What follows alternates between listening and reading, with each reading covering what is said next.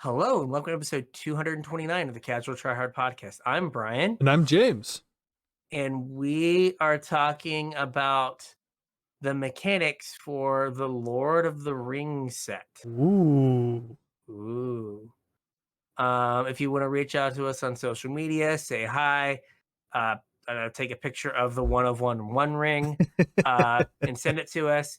All those links are in the description below. Or if you just want to send us the I one was of just gonna say one you could ring, send that to us also. I will accept that. Yep. And then immediately send it to Cassius Marsh. You can have this, buddy. I would like to pay my house off, please. Yes, I will take $500,000 for this magic card. Thank you very much. Yep. So yeah. So if you want to get at us on social media, all that stuff's down below. Yeah, hit us up. Let us know what you think. If you want to support the show, there's a couple ways you can do it. The first is with our TCG player affiliate link, CasualTryHard.com/TCG. Doesn't cost you guys anything. You're going to be buying single sealed product, whatever anyway. You might as well buy it from TCG player and help to support the show. We'd appreciate it. If you want to support us more directly, patreon.com/CasualTryHardMTG is how you can do that.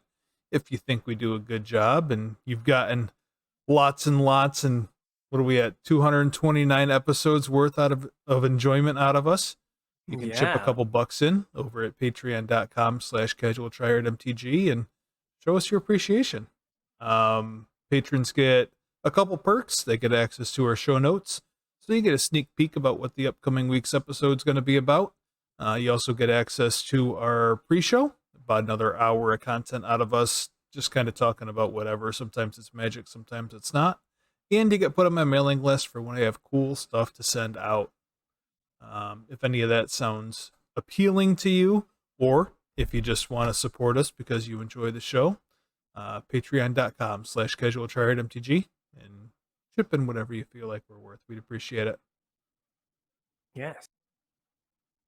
All right. So we have a collection of new mechanics, but first we should probably talk about where you can play these cards. Yeah, this is weird. Like typically, just I think every set that's ever come out has either been eternal playable or standard playable, and like nothing in the middle. Like cards either are not legal for standard and only go into legacy. Well, I guess except for the Horizon sets, right? Horizons were applicable to modern, and this is going to be in the same vein as a Horizon set. So legal in modern, legacy, commander, pauper, limited, obviously, if you're playing Lord of the Rings limited, and historic this time because it's going to be on arena, but not legal for standard, pioneer, or explorer. Yeah, so that is a little awkward. Yeah. We were talking about this a little bit in the pre-show, right? While I am happy that this isn't of a power level of Modern Horizons where we have like Frodo Nimble Pilferer or something. Yeah. And that we have to like deal with those cards in Modern for the next like few years. Sauron's Astrolabe. Sauron's Astrolabe. Exactly. We have the issue of like we're putting these cards in Modern, and for the most part, I'm sure there's going to be an outlier. Like these cards do not seem like they are of a power level to see like significant Modern play. I don't think that's quite the right way to frame it. I think there's cards that are good enough for Modern, but I don't think there's anything that's just going to be a staple. Yeah, well, I think that like there's a few cards, and we'll talk about this next week. Yeah. Where like the Lannis Academy Manufacturer decks like there is a card or two that like seem to fit well into that deck. Yeah. And things like that.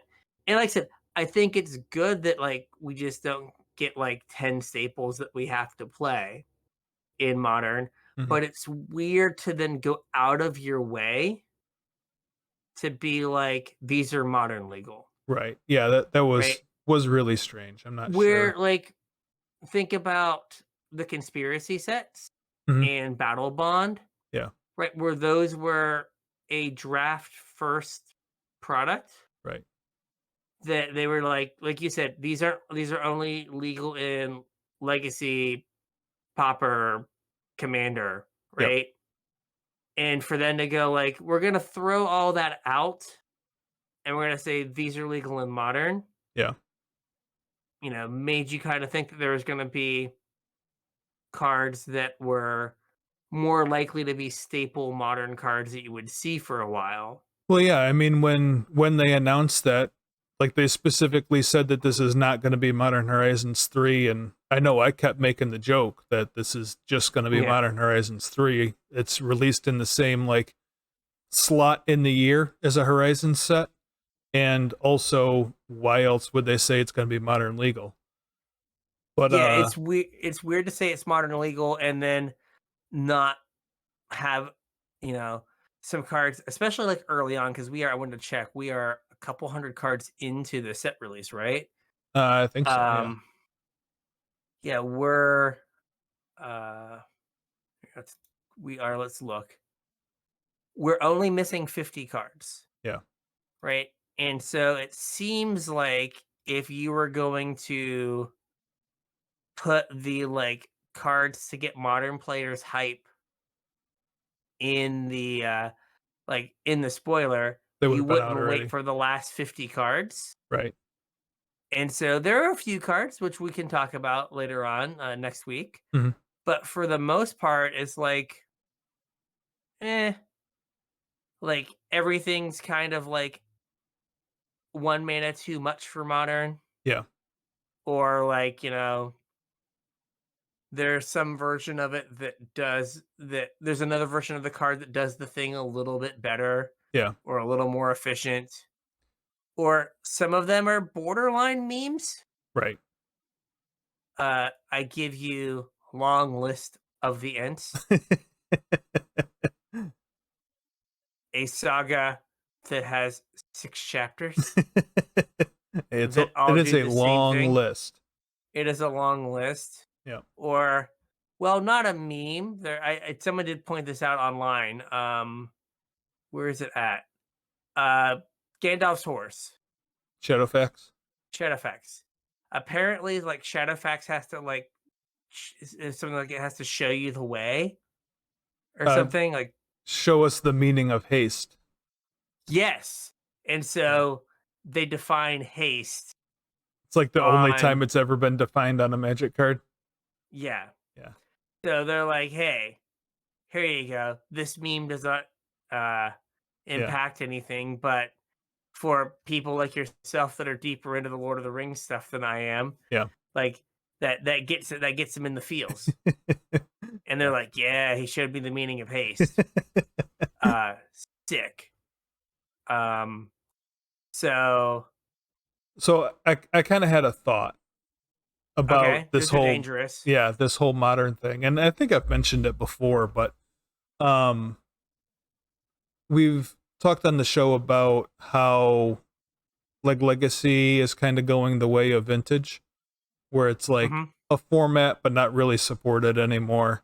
Like there's still BNR announcements, but like Wizards isn't holding, not that they're holding a ton of events anyway, but they're not holding Legacy events anymore, right? It's not a Pro Tour format anymore. Yes. Um so if they're like shifting the scale, I guess, to make like Legacy fall off the end, and they added Pioneer in there to kind of like make sure that they still had the same number of formats. Is this going to be the norm going forward, where these supplemental products are going to be modern legal because modern's the new Legacy? I saw where you're going with it, and it kind of makes sense where like maybe Wizards is like we have two forgotten formats, Yeah. Legacy and Vintage, Yeah. and then we're just gonna but I think that like I think doing that you run the risk of like the people who like modern Hmm. kind of checking out. I think those people are kind of already checked out, though, aren't they? Like Horizon sets I have pissed off a whole bunch of modern I players.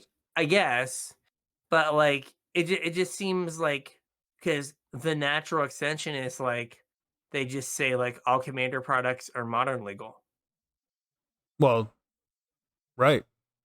right? I Like mean, is that's that the next thing, and like I think people would like lose their minds, but um, I could be wrong, but it seems, but like I think you're right in that it gives them an additional place to try to monetize these cards mhm.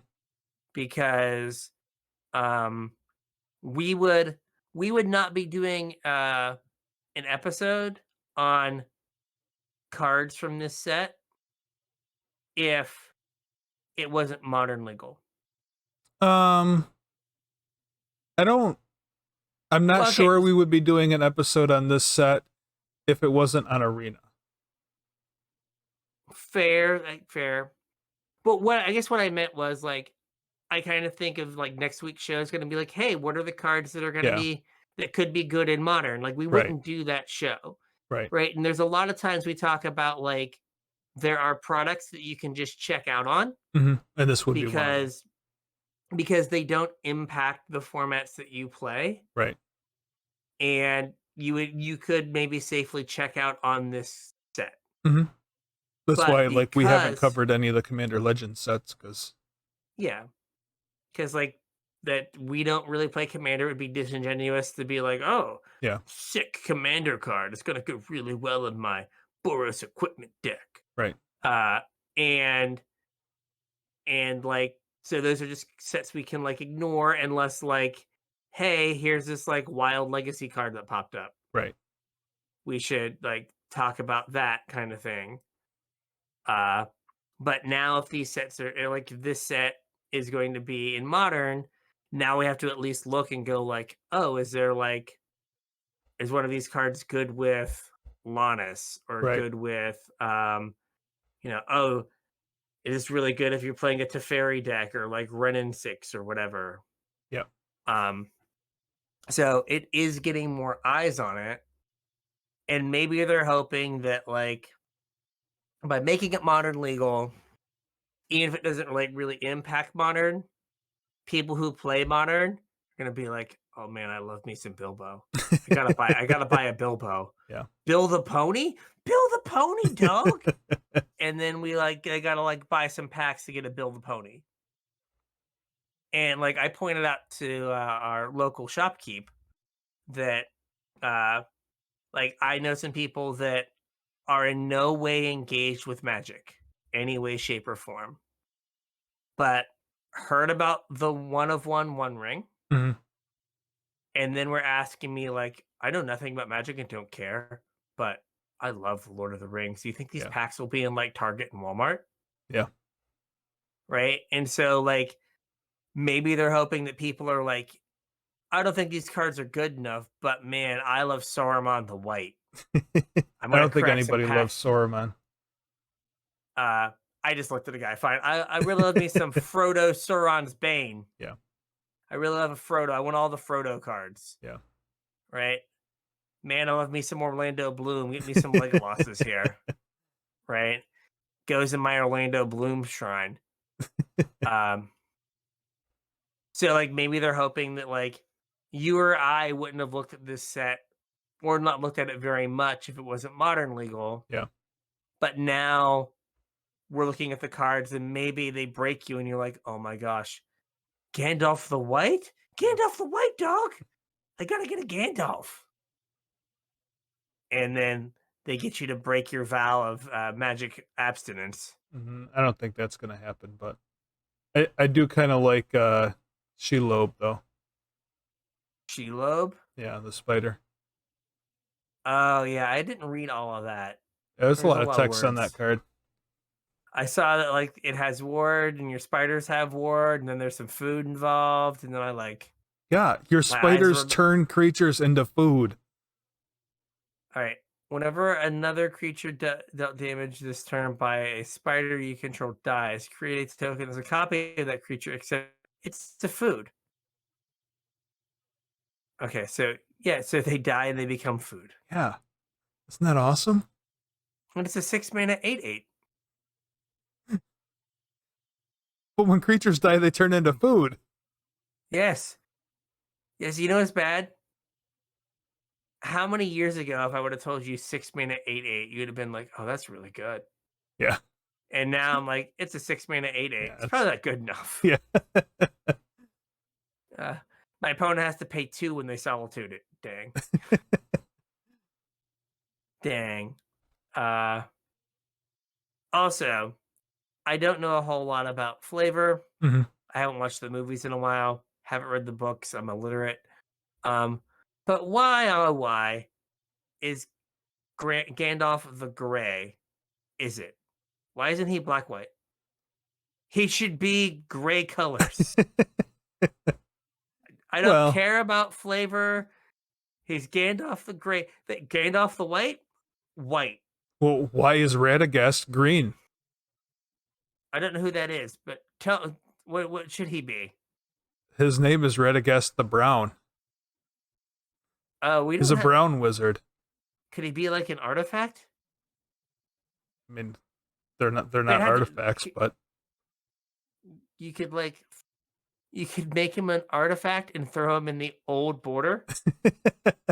yeah. There you go. There's a token or an alt you can make. You can put the brown wizard in, like, you can leave the casting cutscene, but just put him in the old artifact border. Isn't there an Esper Yeah, Saruman of many colors is Esper. Yeah, But I that's at don't least think 3 colors. Yeah, I don't think anybody ever called Saruman many colored though. Like he was just Saruman the White. Again, don't know, but if you're gonna give if right, I think it's worse if you're like he's Saruman of many colors and he's just like one color. It's like, no, read the name of your card. Try again. So do you have anything constructive from our meeting? Read the name of the card. uh I don't know if it fits flavor wise. Like, well, he Oh. needs to be the Saruman of the one color if he's just gonna be blue. So Thank you very while much. we're talking flavor here, there's a Nazgul card. Okay. There's 2 and a black for a 1/2 death touch. When it ETBs, the ring tempts you. Whenever the ring tempts you, put a +1/+1 counter on each wraith you control. And a deck can have up to 9 cards named Nazgul because Yes. there's 9 Nazgul. But Yes. one of them is the Witch King, who also has a card. So you probably shouldn't have 9. You should have 8. And then the Witch King? Witch King. Yeah. Whatever. Hey, Semantics. Perhaps we just simply skimmed the books when we were working on the set. Yeah. As opposed to having a tokenologist in there. I am far from a tokenologist. I've tried multiple times to read the Silmarillion and have not been able to get through it. I found out that is like a cobbled together, like, 3 different books. Like, he wrote that book like 3 different times, and his son just like cobbled together like the different versions. Yeah, there's actually quite a few books like that are part of the story. Unfinished Tales is another one that's like bits and pieces, and then they published a book of essays, I think, that he wrote that are all like little essays about Middle Earth. And then he also had like letters that he had written to his family members like over the years that like would tell a little piece of the story. Like, here's my yearly letter to Aunt Bertha for Christmas, and here's a little bit of story in there. And they like took all those together and published them too, I think. I know it was a different time. But like, hey, here's a paragraph from this random story I'm working on. Thanks, dog. I could have used some socks. I don't know. Thanks for this random story. Like you send that to little Billy, and he just like threw it in the fire. He's like, "This sucks.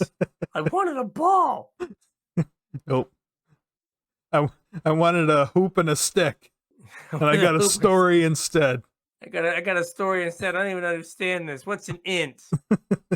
And then they're just like, it's like, oh yeah, crazy old JR, crazy Uncle JR. Yeah. Not realizing they're like that nerds would pay top dollar for that Oh yeah. story in like 50 years. You think $500,000 for the one ring, the one of one ring, is crazy? I would hate to know what a 1974 Christmas letter to Aunt Bertha's worth. Was he alive that long? Yeah. Gosh, I thought he died way earlier than that. I don't think so. He worked on Lord of the Rings for like 60 years. I'm curious. Okay, he died in 1973. He had a good run. He was 81. Man. So you have J.R.R. Tolkien, and that gets you to George R.R. Martin. I wonder if that was on purpose. I don't know. Like it's a pretty like big power play. Like if I would have named Gavin like Ramon Raymond Wakefield, and just been like, "You're gonna write some books, son."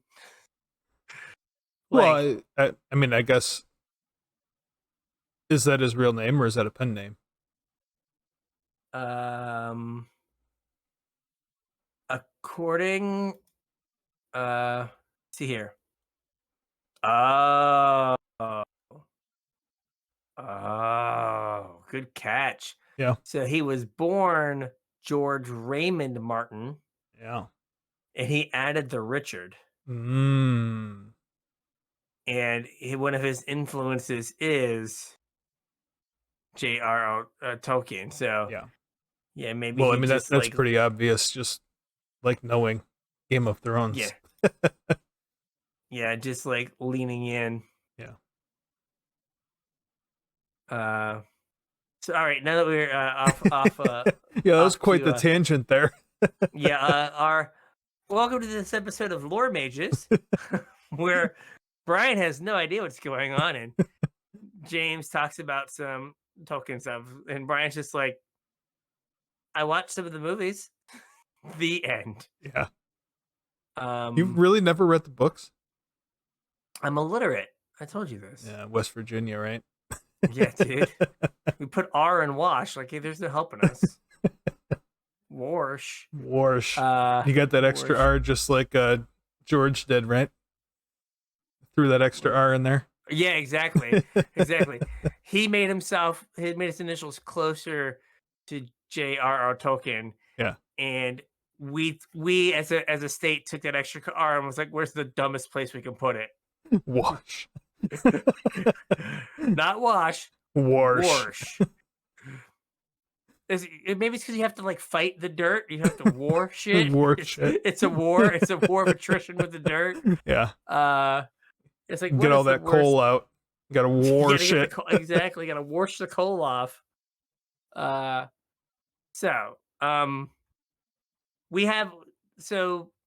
This set is going to be legal on Arena, and it's going to be draftable. So I'm guessing the vast majority of the world's drafts will happen there. Yeah, I would guess so. And the vast majority of our listeners spark up the old Arena every so often. Imagine that. So we should at least let them know what is going on in this set. So we're gonna talk mechanics. Yep. Again, now that the lore corner is over. That was a fun little side quest. Yeah. Our adventures into literary Wikipedia.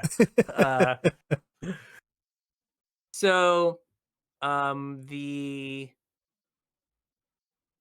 perhaps wordiest mechanic of all time. Holy moly, yeah. So wordy that it requires 2 additional cards. We have The Ring Tempts You. Yep, The Ring. So, whew, I'm glad that you like wrote it all down because it like finally made a little bit more sense to me. When I wrote it down, it did. Yes. Yeah, So there are cards that have the phrase on them, the ring tempts you, correct. right? So something happens, then the ring tempts you, Hmm. or the ring tempts you, then something happens. And so when the ring tempts you, you get, as you can see here for our visual people, Ooh. for our video people, you get a ring emblem. Yeah, I don't. It, Did they call it an emblem? Oh I yeah, don't think they it call no, they do call it an emblem. So it is an emblem. I so didn't realize that it was. so if you have, as you know, emblems are non-interactable. Correct. They live in your So command zone. so you are just you just get the ring, and the ring each time you are tempted, you get a different uh you move through the down the ring emblem, and you Kind get of. like You more Well, you power. accumulate them. So you don't like move through it. You like add another power to the ring. Yes. Yeah. But like as it's written, like you just kind of like you get the first time you get level 1, Yes. and then the next time you get level 1 and And level 2. yep, And then you get level 3, 2 and 1. correct. So um every time you're tempted, Hmm. you choose a ring bearer. Yes. Is this a small child who goes before the bride and groom? Nope. It is a creature you Okay. control. Any Who creature. could who could perhaps be a small child with a pillow? Could be, yeah. What's Ooh. isn't there like an unstable or an uncard that's like a little girl or something? It's like a Oh yeah. one half Yes. for half a There mana. you go. That is my ring bearer. That's your ring bearer. You just got to find a way to get it in place since it's not legal anywhere. I think that there it is, little girl for half a white mana, Yep. one half, human child, the perfect ring bearer. The perfect ring bearer. I mean, with the way Magic's going, what does legality even matter? Just rule zero it, man. Yeah, I want to Show rule up to zero this your modern into my event modern and game. yeah. Just so you know, just to make sure that everything's cool, I'm playing with 4 little girls. And then then you get cuffed like immediately. Yeah, I guess you got to be careful how you word that. Yeah, yeah. The Magic the Gathering card entitled Little Girl, and then you read the Oracle text. I will have 4 of this card in my deck. It's I do not vanilla, have right? There 4. is no oracle text. Yes, I do not have 4 little girls locked in my white van out front. Do not check. Yeah. So you get a ring bearer. So what does the ring bearer do? What is the point? Mostly nothing. Well, I Sweet. shouldn't say that. It becomes legendary. Hmm. So if it wasn't legendary, it is now. And it also gains the abilities of your ring emblem. Okay. And then there's also some cards that like care about what kind of creature your ring bearer is, or if you control a ring bearer, or things along those lines. Hmm. So like being the ring bearer matters, Or how many times you've been tempted also or how matters, many right? times you've been tempted. Yes. Yep. Yep. Other than that, I don't So, think the ring bearer does a whole lot. all right. As far as like, just normally playing a game, it really doesn't matter. Every time you get tempted, you must choose a ring bearer. So you can choose to leave it the same, but you have to choose a ring bearer every time if you control Okay. a creature. If you don't control a creature, you don't obviously choose a ring bearer. Fair enough. And then the other kind of weird thing is that if you go all the way through your temptations of the ring, so if you get tempted 4 times and then you get tempted again, like the only thing that happens is you choose a ring bearer. Like you don't lose any of this stuff. You don't start over. You just choose a ring bearer. You just Voltroned up your ring bearer. basically. With all of the abilities. Okay. Yep. So what are the, I guess, what are the, I don't know, call them levels You can kind of of call them like, levels. what are the things you get each time you're tempted? So the And again, first these are one additive. is your ring bearer is legendary, like we just said, and Mhm. can't be blocked by creatures with greater power. And this is kind of stronger than it reads, right? Yeah, I mean, It's right, it's been, Skulk, but you can put it on any creature. So, like, if you put it on something with a bigger butt than power, like, it's basically always going to win combat. or at least bounce. Yeah, Yeah, like basically it's unkillable in combat. yeah, which is good. Yeah, yeah. I guess like if they like gang block it, like you're 2/5, then just block it with like 1/X's or whatever. Right. Then Yeah, you can get there, but that's awkward. yeah. The next level, I guess level, chapter, not chapter. The next temptation is whenever your ring bearer attacks, you loot, draw a card, discard a card. And then after that, whenever your ring bearer becomes blocked by a creature, that creature's controller sacrifices it at the end of combat. Um, Also helps win combat. And remember, these are cumulative, so they have to block with something with less power, and they're going to lose it. And then the final temptation here is whenever your ring bearer deals combat damage to a player, each opponent loses 3 life. So kind of like backwards afflict, Mm-hmm. where afflict, like if it was blocked, your opponent lost life. This is if it's not blocked. Yeah, and like so the like third level kind of makes it hard for that like bounce situation to happen Yeah, because like the creature that blocks with it just dies. right. And then you've like made it each one of these, well, three of two of them make it hard to block, Mm-hmm. and then two of them want you to get into the red zone. Yes. And so they kind of work together. Um Now, again, putting on the lore mage hat again, didn't Golem get tempted a whole bunch and like turn into like some weird little monster? Oh yeah, that's what the ring And does. like and this turns you into kind of an unblockable beast of card selection Yeah, and like not really a face weird little smashing. monster. Yeah.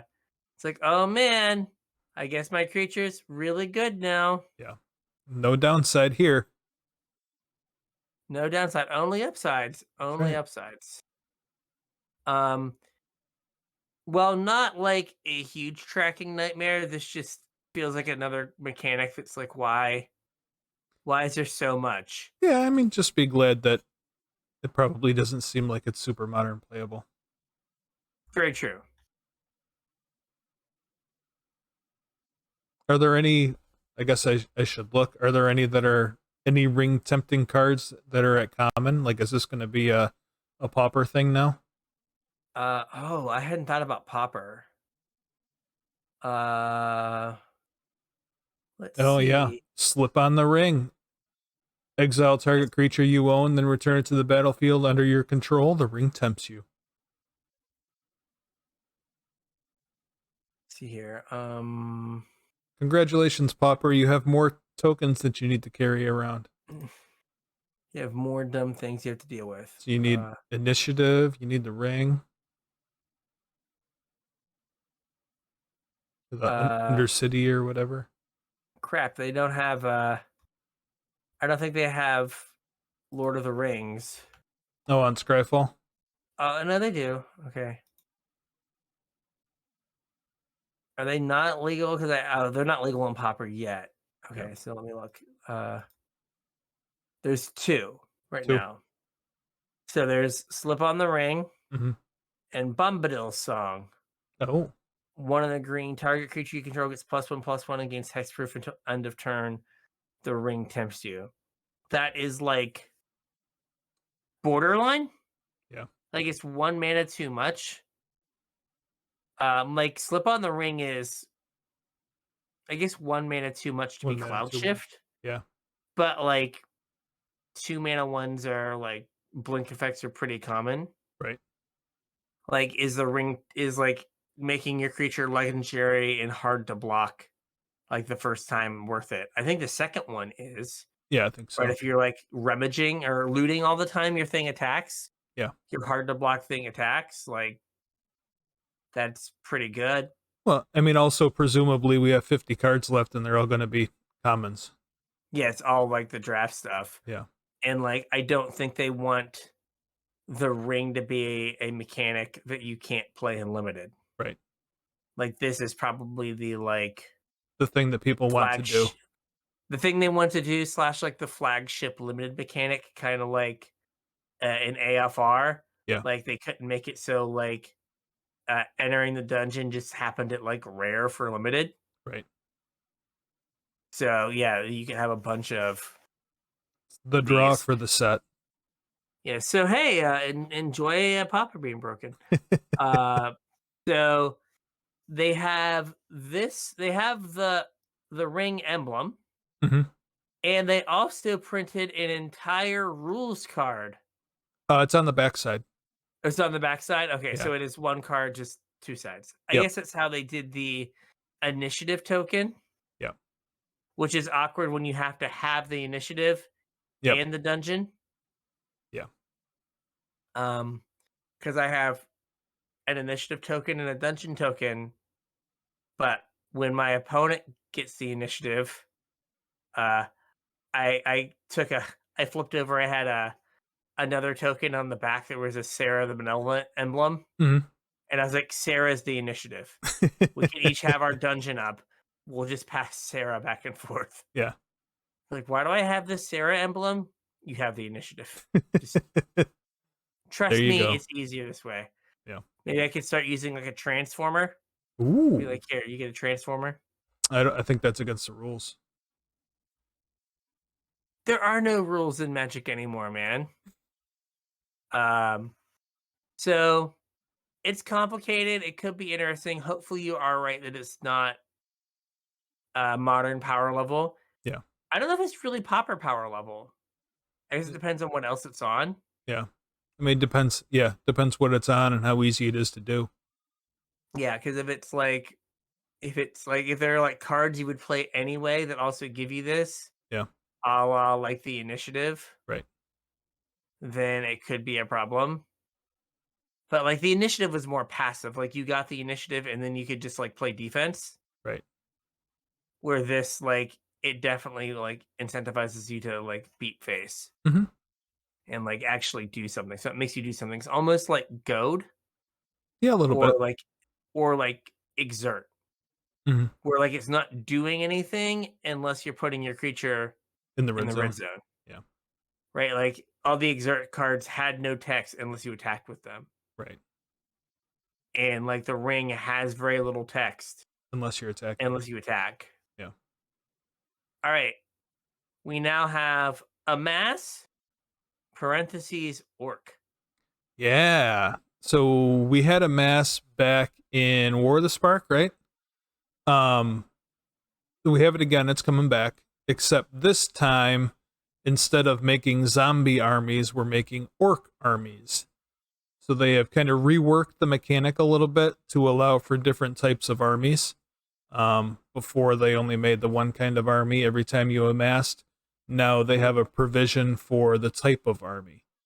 So they've eroded all the old amass cards to say amass zombies. And all the new ones here say amass orcs. So the way this works is whenever something tells you to amass, if you already control an army, you are going to put however many counters it says. This is orcs 1, so you'd put 1 counter on your army if you already had one.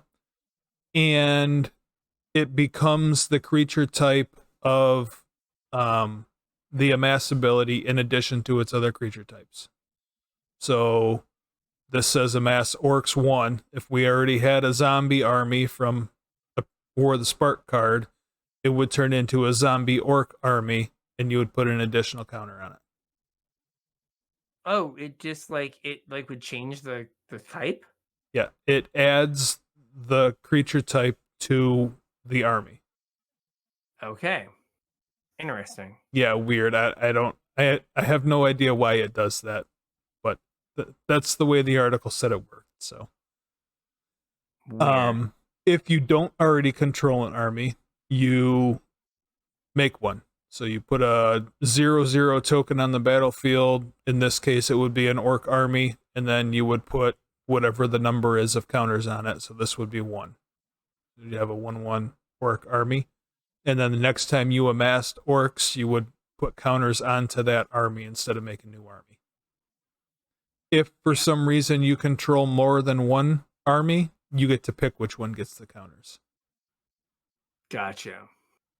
I think it's kind of hard to control more than one, but if you do, I think like if you were to control magic your opponent's army. yeah, I was gonna say control magic. My first thought was Sower of Temptation, but I was like, nope. Yep. Try again. Agent of Treachery. Yeah, that is just like a wrong game that you've like played at a mass orc, and then you've cast Agent of Treachery to steal your opponent's amassed orc. Yeah. Or you steal their amassed zombie so you can turn it into an orc. With your, it just seems like a wrong game. Yeah. But this card is like what's a pretty solid limited mechanic. Yeah. It plays. So the thing to remember when you play it is typically the +1/+1 counter on your amass on your army is less valuable than making another army. Correct. So right, as a piece of cardboard, it's worth more than how big it is. Yeah. So if you're like if you can trade off your army and like have a block that ends up in a trade, you'd much rather do that and then play another amass thing to get another body, right? Than to like try to make your amass thing big, because they're pretty fragile. Yeah. Right. They die to bounce. Mm-hmm. They die to unsummon effects. They just die to everything. But just being able to trade them off profitably is good, because a lot of times, like in this card, like I don't know, a 4-mana 3/3, not embarrassing as a limited card. Well, it wasn't embarrassing in like 2019. I mean, it's Hill Giant. Yeah, but it's not like the amass kind of isn't like fully baked into the card. Yeah. Is mana cost. Like it's close. So now we have food. Second breakfast. Oh, sorry. There's the orc army token. I forgot that I had that there. That's pretty sick. Yeah, looks that is an A+ token. Yep, they did a good job. Good job, person whose name I can't read. Yeah, I can't read it either. But good job. Yep. Right. Now, food. We know how food works. That is our description we have in the show notes. You know how this works. So you get an. I mean, I've been eating it for 40 years. Yeah, you get an artifact that you pay 2, and you can tap and sack it. And if you do, you gain 3 life. Mm-hmm. That's kind of like the fail case for food, though, right? Yes. Food typically are food or energy. Mm-hmm. So there's a lot of you have food, you sack them to do a thing. So think about like, or you turn them into elk. Which I'm an elk, but like Asmo, right? You like sack food to like deal damage to something, or Samwise Gamgee. Yeah. So you like sack food to return historic cards from your graveyard to your hand. Right. So like they're often, or Feasting Troll King, his brief time in the sun in Modern. Right. There are a lot of times they're used to pay costs. Yeah. And as we have learned, the sheer fact that they are a piece of cardboard Mhm. often gives them way more value than you would expect, Oh, yeah. right? Like, you can tap these to Urza, you can sack them to Deadly Dispute, Yep. right? Any number of things that you can do Anything you with, can do to an artifact. yeah, and a lot of times you're getting these for free or near free. Yep. They power up constructs. Yes. So don't like you said, the fail case is I'm at 2, I'm getting lightning bolted. I guess I should crack my food. Mhm. Typically, it's not worth using your mana to gain 3 life Right. unless like you have literally nothing else to do, or you will die if you don't. Right. So You got some other notes here, but I think we'll save them for next week. yeah, we can save that for next week. When we start talking about some cards. The next mechanic we have is land cycling. It works the same as it always works, and seems like it's happening more frequently lately. We Mhm. had a cycle of land cyclers in the last set, Mhm. and we're getting more this time. It's a Yeah. solid limited mechanic for fixing. Um, this one here, Oliphant, mountain cycles for 1 mana. That's a pretty good rate to go get a mountain. And because they're colorless, it's a good way to fix your colors when you're splashing like an off color. Like if you were a black green deck and wanted a couple red cards, you could splash an Oliphant that would be, a 6 mana 6/4 later in the game, but also fix your mana early in the game. Um, Now this isn't basic land cycling. This Oh, I is hadn't just noticed that. Yeah. mountain cycling, so you can go get duels. Yeah. So Taiga or I a Blood Crypt wonder, or like, I something. guess I don't know what the land count is in what's it called? You know what I'm talking about. In like Living End, Yeah. right? But could you like cut some lands and rely on like the land cyclers to be your additional lands? I don't know what the current versions of Living End look like. The old versions I don't believe had many lands because you had land cyclers. Yeah, I don't think you have And you really land never cyclers. wanted beyond like 3 mana. Yeah, I guess these have 19 lands. Like the first list that came up was like 19 lands. Yeah. So it may not be worth it just because you have all these other. You actually have less cyclers now, which Yeah. is funny. Right, you have like this one has Archetypes Will, Curator of Mysteries, Sheet Wraith, Striped Riverwinder, and like Waker of Waves is a pseudo cycler. But like you now have like Brief and Subtlety and stuff. So you have less like Yeah.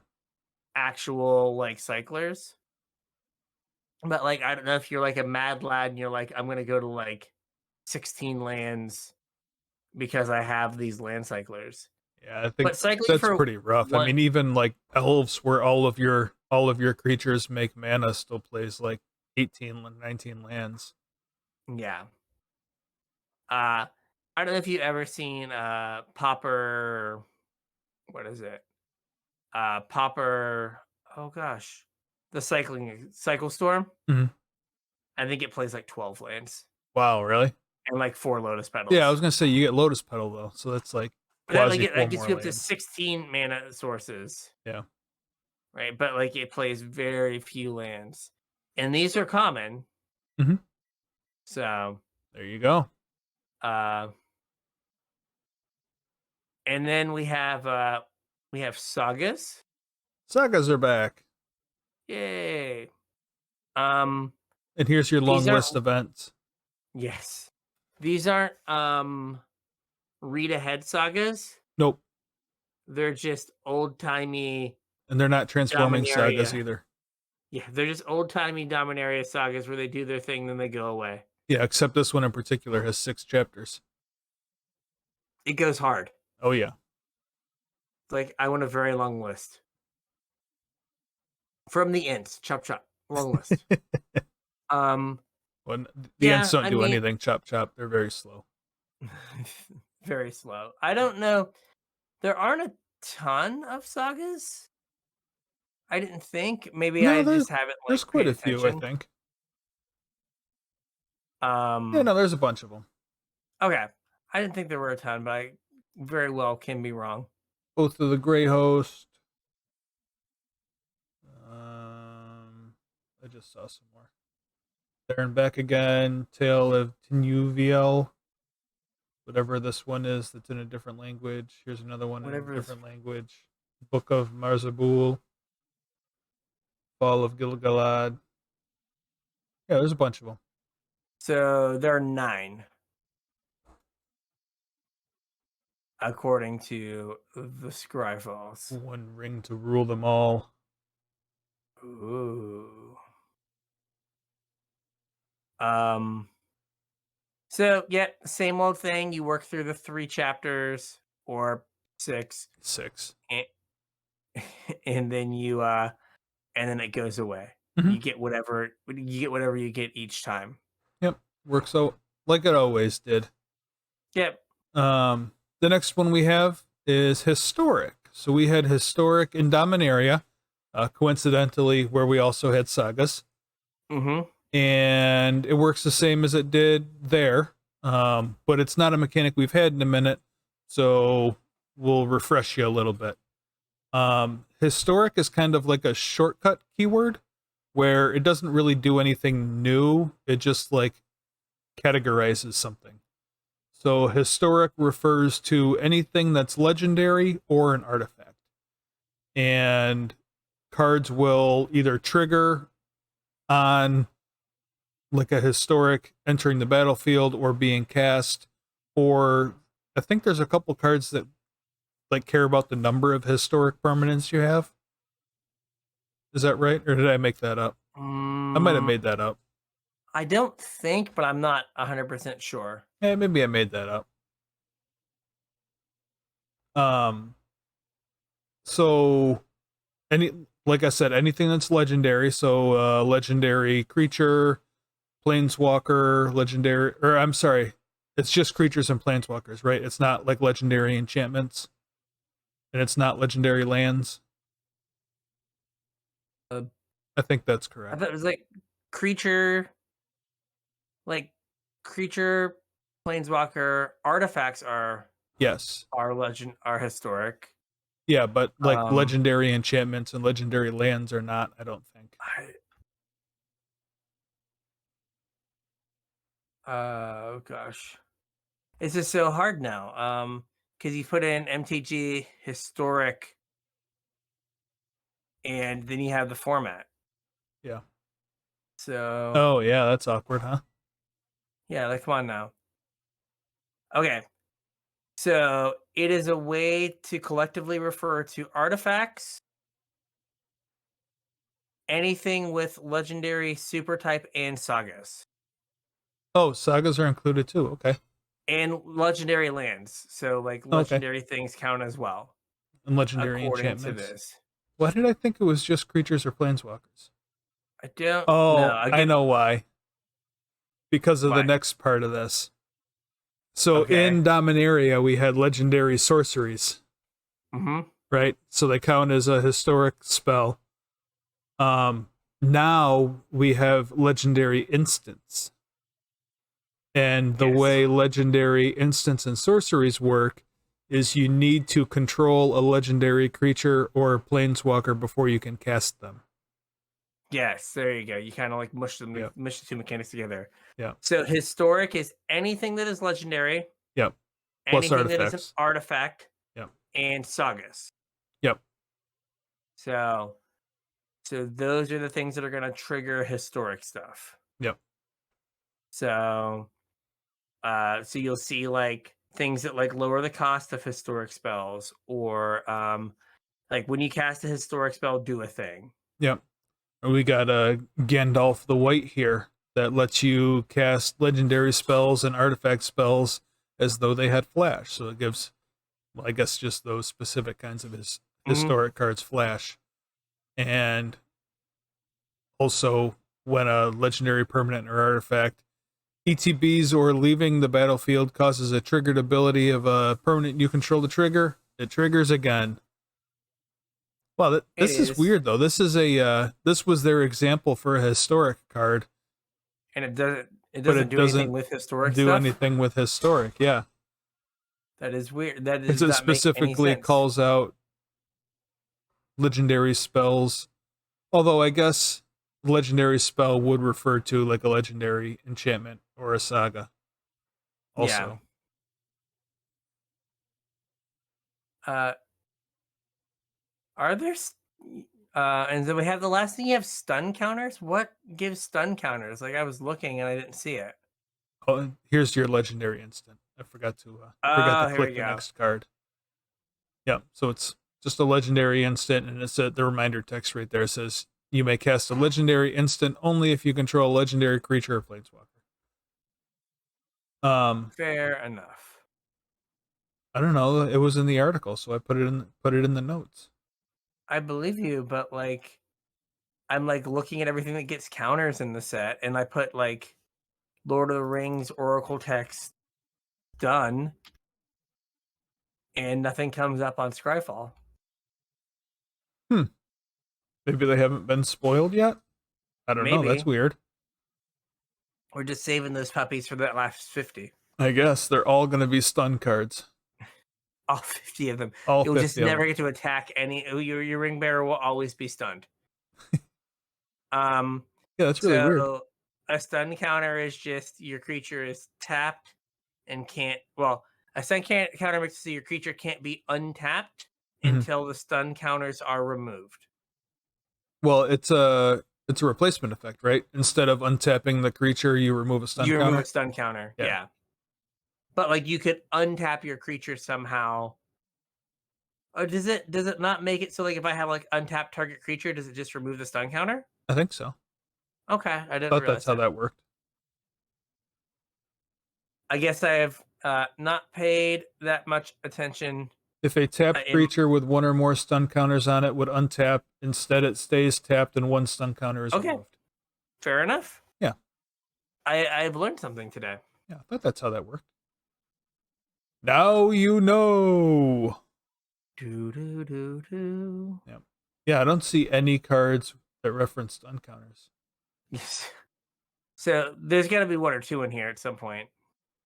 I would hope it's in their article, unless they just like copy pasted the last article and like changed the top part of it and was like, oh yeah, we forgot about stun counters at the end there. They asked ChatGPT to write their mechanics article. Yeah. What are some things that should be in a mechanics article for the next Magic the Gathering set? Historic. Stun counters. Yeah. Stun counters. Sagas.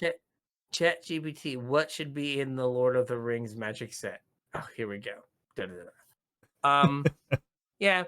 So the stun counters do what they do. Yep. They're good and limited sometimes. Mm-hmm. Yeah, I think it's a pretty good limited mechanic. Yeah. Better than I thought. I played a couple of Wicked Hot Slumbers and won some games with Wicked Slumber, putting stun counters on things. So I think that is a fine little mechanic. Yeah. Yeah, there seems like there are more mechanics, or maybe just more mechanics that are called out. Like, I guess like land cycling doesn't super count as a mechanic. Well, I mean, neither does like stun counters are fair. Kind of like recurring now. So I guess they're just historic, and sagas don't feel like a mechanic as much as they're just like a card type. Right. And food too, like a lot of stuff makes food now. So it's like the ring amass in historic. Yeah, kind of. Because the other stuff feels pretty deciduous. Yeah. It'd be like saying, like, I don't know, trample is in this set. It's like, of course it is. Yeah. Are there green mana symbols in your set? There's trample in your set. Congratulations. Although there are no planeswalkers in this set, right? No. Because there aren't any planeswalkers in Lord of the Rings. Right. It would be pretty funny if, like, technically Jace just showed up. Yeah. She was like, sup, you guys? I brought my hobo clothes.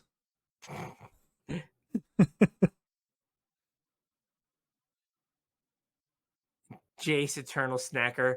He's just like hanging out in the Shire eating. Hey, He's like Gandalf, pass your blue-green. pipe. Jace, master of high ideas. There you go. Whenever Just whenever Jace uses Gandalf's pipe, create a food token or sacrifice a food token. sacrifice a food token, yeah. Yeah. If you do, puff puff pass. Oh. Yeah, so it's hard, right? The mechanics seem fine. Mm-hmm. It's kind of hard to judge the limited environment based on kind of what we've seen so far. Yeah, I mean, there's not a ton there. Yeah. I guess the thing I will say is some of the more powerful cards seem to be at like higher mana values. Mm-hmm. And maybe that will like slow down the format. Maybe. I felt that in like some of the more recent sets that I think I typed on the show before, that like the set, a lot of the limited formats just come down to the Karsten special Yeah. of like 1, 2, 3, 4. Yep. I win. Your card Right? advantage is having cards in your opponent's hand when they die. Yeah, even like the sets that are slower, like, you know, first year all will be one. It was definitively just like be aggressive. Right. But like even this set that feels a little bit slower, Mm-hmm. if I feel like a lot of my games are like I just want to go 2, 3, 4 bounce spell, Yeah. win the game. Well, yeah, that was one thing I meant to point out. We were talking. I think we were talking in the pre-show about your you've broken the format and might be looking for a change up. Yeah. Like every deck that you mentioned, you said that you noticed they were all blue, but you also said tempo a whole lot. Yes. So they were all tempo decks. They're all just like 2, 3, 4 bounce spell, cast a wicked slumber, win Yeah. the game. Yeah. Yeah, like I the like I've not tried to put together the like funner decks. I did that at the beginning of the format and got smushed. I think they'd be better now. Yeah. Just because I might know how to draft them better. But like there's been a lot of formats that have been like that. Like think about Streets of New Capenna, Mm-hmm. where you can only play like blue white Right. or like Bant, and then Midnight Hunt, you could only play the Esper colors. Right. And this format, like blue is the best color by far, and you want to be in the Esper colors. Well, you want to be blue white or blue black. Yeah. But you don't want to be black white. Yeah. So there's been like a couple sets recently that have been very much the same kind of like gameplay ends up being good. Mm-hmm. Because I don't know, a 3 or 4 mana bounce spell really punishes the person who played 5 mana for their spell. Right. Like, this is going to stabilize me. Bounce it, kill you. Oh, it was supposed to stabilize me.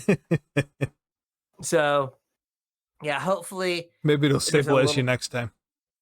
Yeah, next time you cast it, I might do it. Counter it on the way down. No. Yeah. But yeah, hopefully it gives a little bit different gameplay. Mm-hmm. But I mean, the people that know Lord of the Rings stuff that I've seen online or heard talk seem to feel like it does a pretty decent job with flavor stuff. Mm-hmm. And There's a so lot of little nods there. Yeah, so I think that like that is going to be important to people, right? That like this like it feels Lord of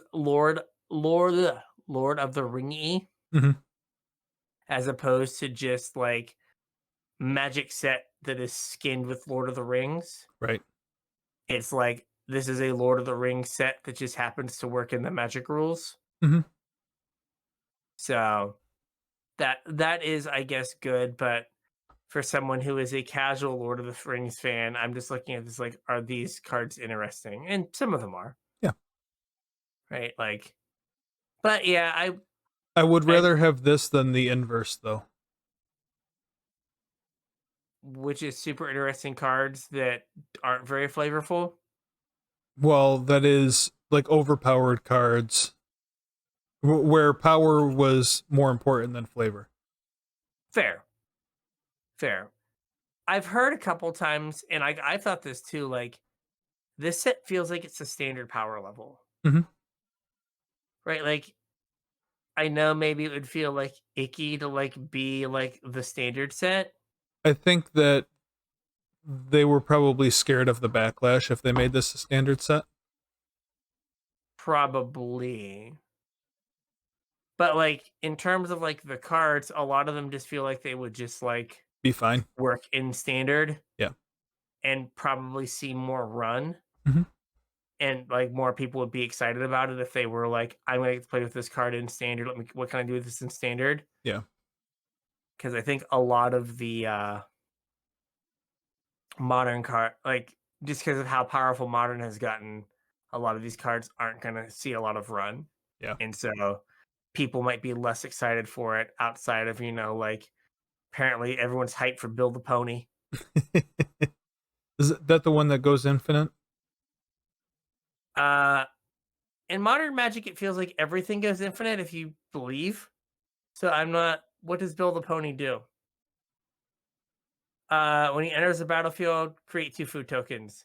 Stack a food token until the end of turn. Target creature you control assigns damage via toughness instead of its power. No, that's not the one that goes infinite. Does not go infinite. There is one that does.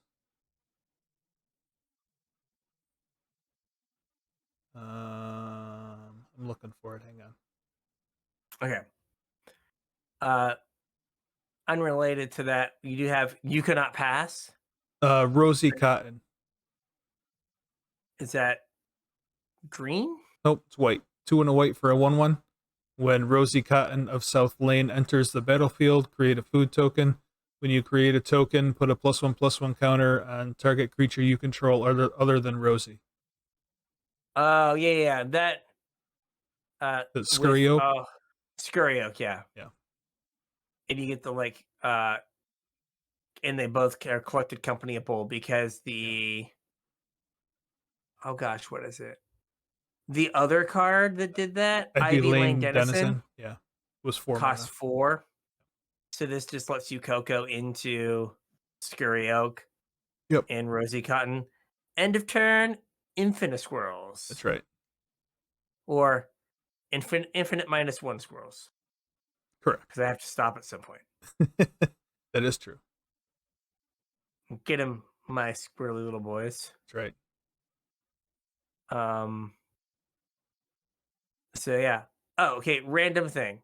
Speaking of squirrels, have you watched The President's Playing Magic? I have a few times. I don't think I've seen one recently. Okay. Another local shopkeep, Chuckles, historically played squirrels. Yeah. In Commander, and that is Joe Biden's deck. Oh yeah. In The President is Playing Magic, as he plays squirrels, and he refers to his squirrels as my little troopers. Oh no, they killed my little troopers. So when I thought of infinite squirrels, I was like, oh, infinite little troopers. Yeah. So yeah, the President's Playing Magic has gone on a narrative adventure. Yeah. We are in a tournament to the death, refereed by Chuck Norris. Oh, I did see that one. That was a while ago, though, wasn't it? Though there's one where like they play Chuck Norris. Yeah. But they go to this like basically underground Fight Club Mortal Kombat tournament.